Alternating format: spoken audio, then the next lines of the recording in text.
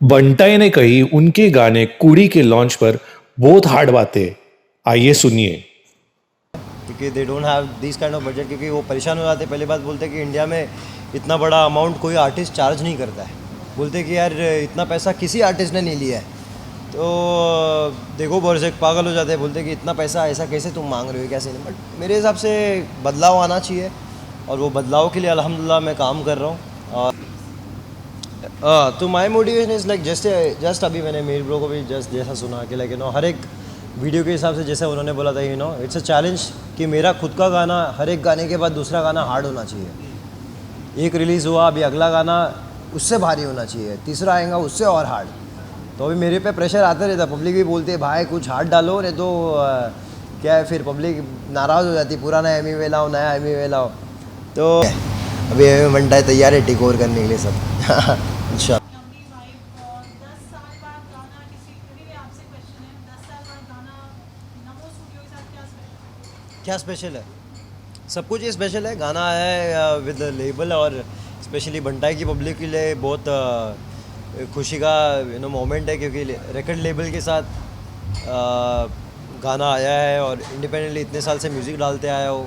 First time अपने zone से निकल के बाहर निकल के बेशवा ने बहुत बहुत खुशी का मोमेंट है, और पब्लिक के लिए बहुत मचने वाला सीन है, क्योंकि वीडियो के साथ सारी चीज़ें जिससे आपसे बाहर निकली है, और पब्लिक को दिख रहा है, और दे फीलिंग गुड कि हाँ हमारा आर्टिस्ट अभी फुल मार्केट में जैसे बाकी लोग काम करते हैं वैसे करने के लिए अभी एमी बंटा है तैयार हो गया, और एमी बंटा अभी घुस गया है। अभी एमी बंटा है तैयार है टेक ओवर करने के लिए सब। इंशाल्लाह। एक्सपीरियंस कैसा रहा? गाना दिल्ली में शूट हुआ है। करेक्ट।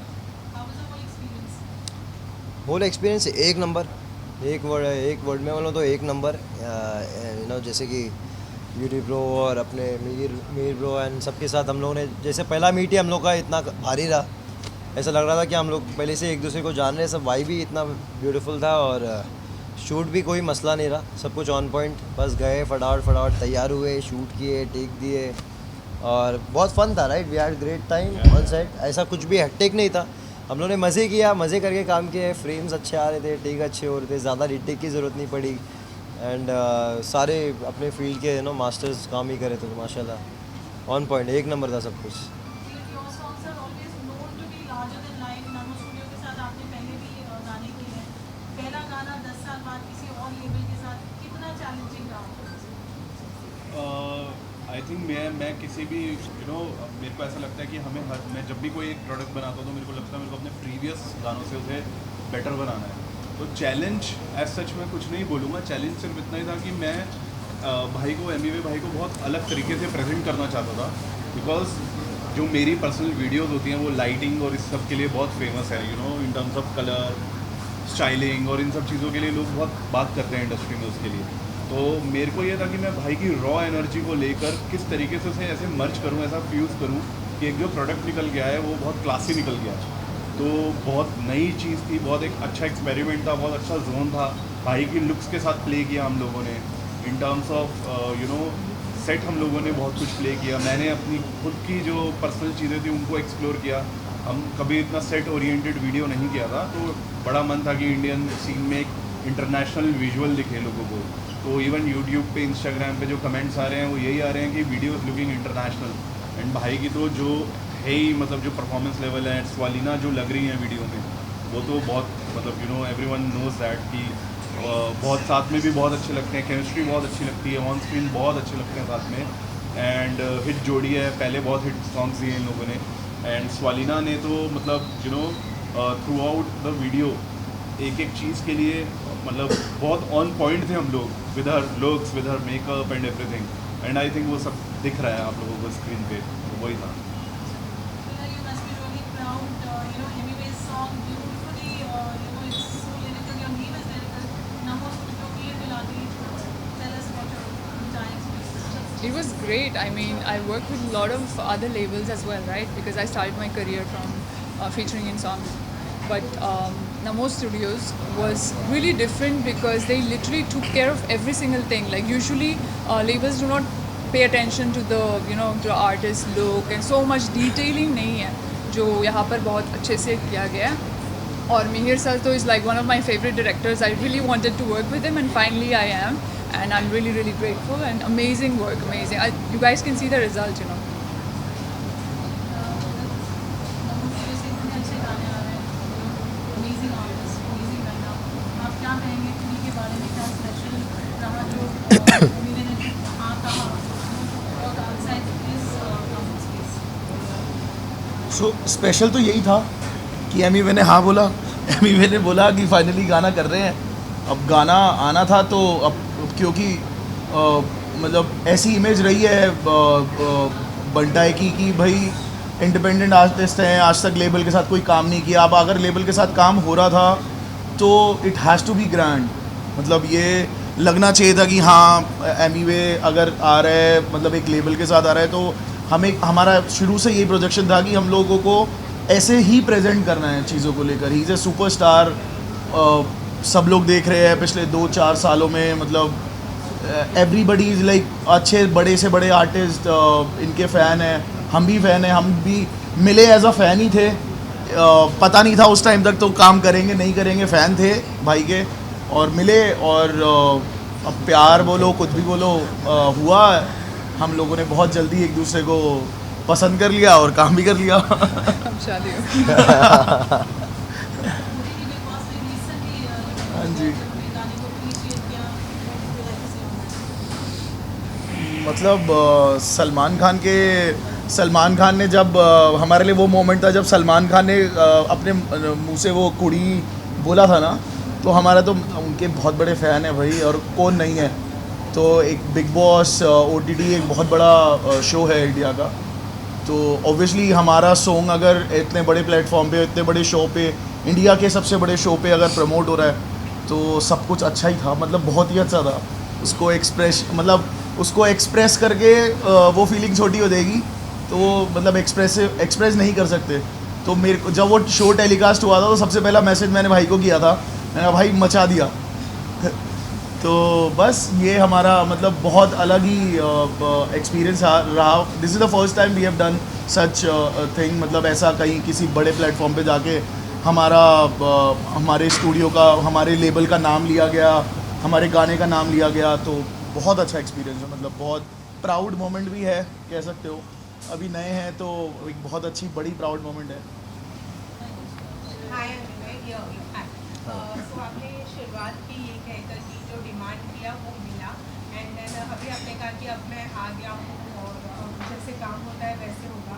मैं डेफिनेटली जानना चाहूँगी, was it a struggle for you कि आपका जो डिमांड है वो मिले, या ये आपकी चॉइस थी कि आप किसी और लेबल के साथ काम करें?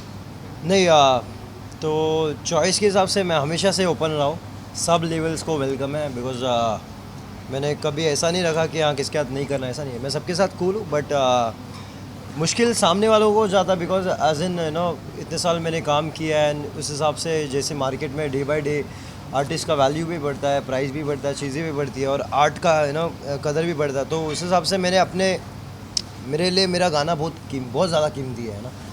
तो इनको अगर कोई मांगता है तो मैं ऐसा हो जाता हूँ कि यार इसको मेरे को नहीं देने का, ये मेरा ही चाहिए। But at the same time अगर मैं देना चाहता हूँ तो कोई जितना मैं मांगूँ उतना अगर कोई उसको दे रहा है, उसके बाद जस्टिस हो रहा है, तो मैं भी खुश हो जाता हूँ कि चलो ये सही जगह जा रहा है। तो उस हिसाब से मोस्ट ऑफ द टाइम सामने के लोगों को टफ हो जाता है, क्योंकि they don't have this kind of budget, क्योंकि वो परेशान हो जाते हैं। पहली बात बोलते हैं कि इंडिया में इतना बड़ा अमाउंट कोई आर्टिस्ट चार्ज नहीं करता है, बोलते हैं कि यार इतना पैसा किसी आर्टिस्ट ने नहीं लिया है। तो देखो बहुत से पागल हो जाते हैं, बोलते हैं कि इतना पैसा ऐसा कैसे तुम मांग रहे हो, कैसे नहीं। बट मेरे हिसाब से बदलाव आना चाहिए, और वो बदलाव के लिए अल्हम्दुलिल्लाह मैं काम कर रहा हूँ। और ओपनिंग हो गया है जिस हिसाब से, और भी जगह मैंने काम किया, मैंने और भी लेवलों में आई थिंक एक वर्ष दिया है, बट पूरा गाना जो मैंने बेचा है वो नमो स्टूडियो को बेचा है। तो या from the time you started, जिस टाइम जब आपके पास एक लेवल सर्टेन रीच पहुंच गई है, जब आपने शुरुआत की थी अभी तक you done a lot, right, come across the lot. So what do you think कि वो आपका कंपटीशन आपको लगता है, या how do you see yourself, what's your motivation My- searching next level, yes I will keep on banging things?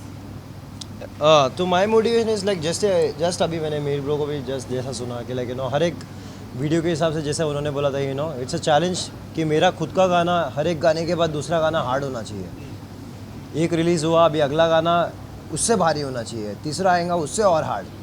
तो अभी मेरे पे प्रेशर आता रहता है, पब्लिक भी बोलती है भाई कुछ हार्ड डालो, नहीं तो क्या है फिर पब्लिक नाराज़ हो जाती है, पुराना एमी वे लाओ, नया एमी वे लाओ। तो मोटिवेशन एक वक्त तक जो पुराने जो आर्टिस्ट को मैंने जिनको सुना था, जिनको सुन के मैंने अपना मोटिवेशन लिया, तो आज ऐसा वक्त हो जाता है आर्टिस्ट के लाइफ में, ऐसा मोमेंट आ जाता है जब खुद से मोटिवेशन लेना पड़ जाता है कि भाई खुद को मोटिवेटेड रखो, एक के बाद एक देते रहो। पहले किनको सुना था आपने? पहले तो ये सबको पता ही है, Eminem, Lil Wayne, take nine, Drake, ये सारी पब्लिक जो पहले के आर्टिस्ट है। अभी भी सुनता हूँ मैं, रिफ़्रेश होने, चार्ज होने के लिए। बट एट प्रेजेंट अभी बहुत कम आर्टिस्टों को सुन रहा हूँ, खुद ही को सुन रहा हूँ, खुद ही को बज रहा हूँ। सोलेना, आपसे जानना चाहूँगी, एमी वे की पर्सनैलिटी को देखते हुए गाने में तो उन्होंने इतनी तारीफ कर दी है आपकी, but personally behind the cameras तारीफ की आपके ऊपर? Of course, he can tell me that. I think song is enough, and it says a lot. It's very beautifully written, and I don't think he needs to do it off camera. He has already done the job, so I'm happy. Yes, अभी भी आपसे जानना चाहेंगे, first time आपने big boss OTT पर आकर आपका song promote किया है, so how was the feeling, वो भी सलमान खान से मिलकर, हाउ वाज द फीलिंग? या तो फर्स्ट टाइम गया वो, माशाल्लाह बहुत अल्हम्दुलिल्लाह बहुत क्रेज़ी मोमेंट था मेरे लिए, क्योंकि इंडिपेंडेंटली बिना किधर साइन हुए तुम ऐसे जो बिग बॉस जैसे शोज़ में तुम एज अ चीफ गेस्ट तुम गेस्ट बन के जा रहे हो, और मेरे लिए ही नहीं, सिर्फ पूरी इंडिपेंडेंट सीन के लिए एक प्राउड मोमेंट है, और मेरे पूरे फैंस के लिए प्राउड मोमेंट है। और सलमान भाई को बहुत प्यार, क्योंकि जैसे कि बचपन से ही उन्हें देखते हुए बड़े हुए हम टीवी में, और जितना भाई ने प्यार दिखाया स्क्रीन पे मुझे, मैं बहुत ग्रेटफुल हूँ उसके लिए। और इवन फॉर बिग बॉस, क्योंकि बिग बॉस ने एक वो जो स्लॉट जिस हिसाब से दिखाया, सब कुछ ऑन पॉइंट रहा, मजबूत दिखा, और आर्टिस्ट को अपना, और मेरी मांगे भी पूरी हुई है वहाँ पे। मैं बोला मैं हाँ कंपनी भी बजाएगा, मैं ये भी बजाऊँगा, नमो स्टूडियो का जो गाना हमारा रिलीज़ हो वो भी बजाऊँगा। सो या वन ग्रेटफुल, अल्हम्दुलिल्लाह, बहुत प्यार, बहुत सही moment. You have become with the passage of time, right? लेकिन don't you think कि हमें अभी समय के साथ बदल जाना चाहिए, right? The style of your is exceptional in some cases, but it's somewhere woody, then again with some girls. Do you have anything else to do? Like what else apart from कुड़ियाँ, नारा, चटकारा? कुड़ी और ये सब commercial के अलावा मैं recently king of the streets album डाले लो, और उसमें कोई कुड़ी की बात नहीं हो रही है, उसमें सीधा स्ट्रीट सड़क की बात हो रही है। और मैं हमेशा बैलेंस करता हूँ हिप हॉप और कमर्शियल म्यूज़िक के बीच में। तो जो king of the streets album सुना है उनको पता है कि क्या काइंड ऑफ म्यूज़िक मैं और भी पुट आउट करता हूँ, लाइक है ना, पूरा रास्ते की बात कर रहा हूँ, स्ट्रीट की बात कर रहा हूँ, हर एक वो हसलर की बात कर रहा हूँ, और मेरी खुद की हसल की बात कर रहा हूँ। सो हमेशा से बैलेंस रहा है बीच में हिप हॉप और कमर्शियल म्यूज़िक के बीच में। तो बंटाई से कभी तुम्हारे को ऐसा शिकायत नहीं मिलेगा। किसका गेम अच्छा लगा था? मैं तो जाके मैंने फुकरा इंसान को मैंने शाउट आउट दे के आया, और वैसे तो सभी अच्छा खेल रहे हैं अंदर पब्लिक, जो सभी अच्छा करे, बट या पर्सनली मैं चाहता हूँ कि फुकरा इंसान जीते तो बहुत सही वाइब आएगा, है ना। अगर आपको अपॉर्चुनिटी मिलती है, बिकॉज इंडिपेंडेंट अभी रैपर भी MC स्टैंड लास्ट सीजन में गए थे, अगर आपको अपॉर्चुनिटी मिलती है बिग बॉस के घर में जाने की as a contestant, so would you like to go? मेरे को पिछले 2 साल से बिग बॉस के घर पे बुलाए जा रहे हैं। ऐसा नहीं है कि मुझे नहीं बुलाया, मुझे बुलाते गए बिग बॉस के घर पे, और बस वो मेरा एक चॉइस है, मैं नहीं जाना चाहता हूँ बिग बॉस के घर के अंदर एज अ कंटेस्टेंट। मैंने हमेशा से वो अवॉइड रखा है, क्योंकि मैं बहुत प्राइवेट पर्सनल इंसान हूँ, और मैं हमेशा से यही सोचा था बिग बॉस जाऊँगा तो गेस्ट बन के जाऊँगा। अल्हम्दुलिल्लाह वो हुआ, तो जब भी जहाँ भी दिखूँगा मैं एज अ गेस्ट आने की कोशिश करूँगा, और बाकी कुछ सीन नहीं है। हनी भाई के साथ तो इंशाल्लाह राइट वक्त पे, सही समय पे, सही टाइम पे, क्योंकि पाजी से बात हुई है, और पाजी ऑल नो के लाइक हमारा नेट पे दिखता रहता है कि हम लोग क्या बात करते हैं, कैसे पुट आउट करें चीज़ें। तो सरप्राइज़ है, सही वक्त पे सही टाइम पे सडनली बम फटेगा। या टॉप 3 इस वक्त, वैसे मैं सीधा मैं विनर का नाम दे दिया हूँ। मेरे को कोई, हाँ मैं चाहता हूँ एक ही जन जीते, मैं कोई ऑप्शन नहीं रखना चाहता हूँ ना, एक ही है। सो माशाल्लाह, बहुत बहुत प्यारा, बहुत सही था। Welcome, thank you.